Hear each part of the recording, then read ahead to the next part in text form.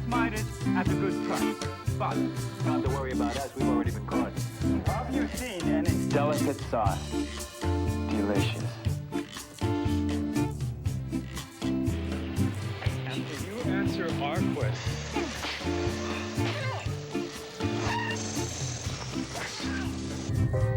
Golden Valley, the only microwave. Do you know? Confucius say nuggets of wisdom are never as tasty as these.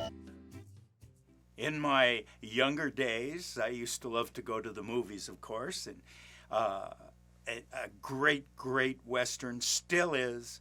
The Magnificent Seven was produced by the Mirisch Company Corporation, the producers. They also did, for instance, The Great Escape. That was another one. They've done all of these great movies. So, fast forward to about 1975, I think it was. I'm guessing it was right around there. New York City. I got a call from my agent. Walter Mirisch himself, the producer, is in New York, and she got a call from Eleanor Kilgallen, whom, that is such an unusual name. Well, her sister, Dorothy Kilgallen, was on this show I watched as a kid called What's My Line? And there's a whole mystery around her also. But anyway, Eleanor Kilgallen was in casting and agents and stuff, and she handled a number of people who became stars and so forth. Well, I guess Walter Mirisch contacted her for a casting. She told Walter Mirisch, well, if you're looking for Asian actors, the well is dry here in New York. Okay. Anyway, Walter Mirisch was producing in pre-production for a big movie called Midway, a World War II picture. And they were going to mix in some footage, real footage, and they had all this idea, this huge turning point naval battle in World War II. So they were looking for Japanese naval officers is what they were looking for. However, the call was specifically for older Japanese men. Not old, but like, let's say I think it was at least 36 or some kind of a thing like that. I was 28 years old, or 27 at that time. But my agent talked, Eleanor Kilgallen into seeing me, and she pitched me, and so I got an audition, and I was the first one in, 10 a.m. in the morning, to go meet Walter Mirisch and the director. Big movie, big Hollywood movie. So I get there, okay, but I made sure I had, like I tell you, the right look. I don't know how many people remember what used to be called, certainly if you're younger, you wouldn't know this, a Nehru Jacket. Nehru, like from India, okay? And that is a plain jacket with a collar that goes around your neck like that, and then it buttons right there and it comes down. I had managed to score one of those. I forgot. At an apartment, sometimes in New York they leave clothes, or maybe I got it on the street, but this coat fit me. I got it for free for casting, and I picked it up because it had such a uniform look, being dark navy blue. Well, this looked almost exactly like the uniform jackets, blouses, they call them in the military, of the Japanese naval officer. Great, I finally get a chance to use that. So I put that on, I went in, and I took a little Streaks and Tips, that's a hairspray with color, and I put a little bit of gray. I don't have to do that anymore, but I put a little bit of gray right here, okay, just a little bit, because I was only 27, 28 years old. You can't overdo that. I show up early. I look at the sides, right? And sides are pieces of the script, portions of the script, a few pages. Read it over. You know, this is going to be early, and you get the sides and you work on it. And then I'm looking at this, and it's the part of the Japanese naval officer who planned the attack on Pearl Harbor. This is the part I'm reading that, you know, they haven't even met me, but this is what they're giving me to read. So I look that over, and because of my age, again, you have to really go for things. You can't just, you know, put in a good is no good. Good is the enemy of the best. You've got to take risk, and you've got to, without overdoing it, just lay into it, okay, with everything you've got.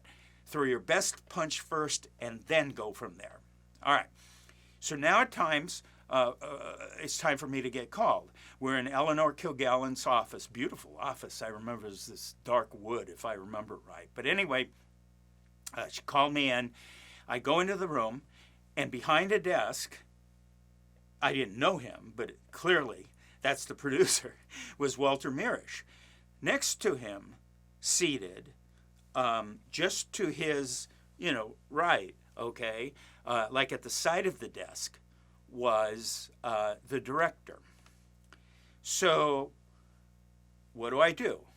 Right? I come in with a military bearing, not overdoing it. You can't overdo these things. And I'm looking at him and, you know, have kind of a more of a Japanese attitude than an American attitude. I forgot what we talked about. He asked me about the you know, if I was clear, do I have any questions or whatever, or so forth. I said no. Goes, okay, let's go over it. Walter Mirisch had the sides. He is who I'm reading with. Right over there, looking at it from this angle, which makes sense, a film angle, is the director. They're both seated at the desk. I took my script, my paper, and, you know, I didn't have the lines down completely memorized in that short period of time. My memory's not that fast. So I sort of not marched, but I stepped right around the desk to this. Here's Walter. Here's the director. Here's Walter, and I stepped right around the desk, right next to him, and he looked at me, and he didn't know what I was doing. I took my script, my sides, I put it down on the desk in front of him, right? And let's say that he's right here. He's right here, the director's right there. I put that script right down in front of him, and I looked at him, and I started to explain to him, at this range, the plan that I have to attack. The director right there is getting a camera angle of me, a close-up or over the shoulder, you know, close shot type of an angle. Walter Mirisch is looking at me, and I'm going right off of him without being overbearing. You can't overdo things. And I'm explaining to him the attack that we're going to do. This is the plan. I finished. He didn't expect, nobody expected that. The director's all smiling, and Walter Mirisch said, that was fabulous, that was fantastic. That was, you know. So I ended up with a successful audition. I ended up leaving. Later that evening, same evening, Eleanor Kilgallen, who is casting or assisting the casting, called my agent and told her my coming in first at 10 a.m. They finished, the producer, Walter Mirisch, and the director finished at 5 p.m. When they walked out of her office at 5 p.m., both were talking about me.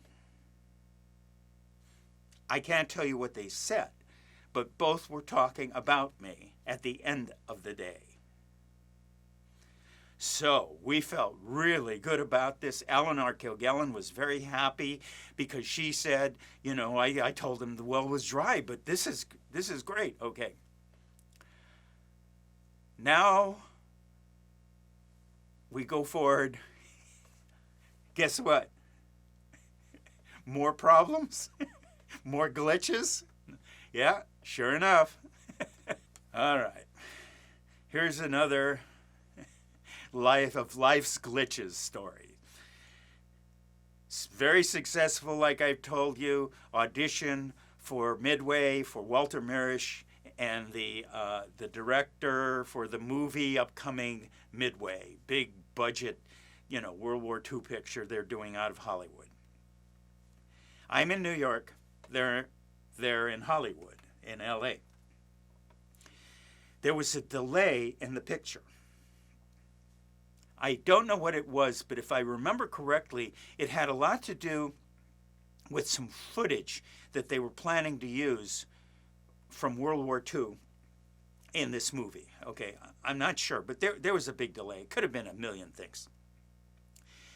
But what happened is the director who was at my audition left the picture. I don't know why.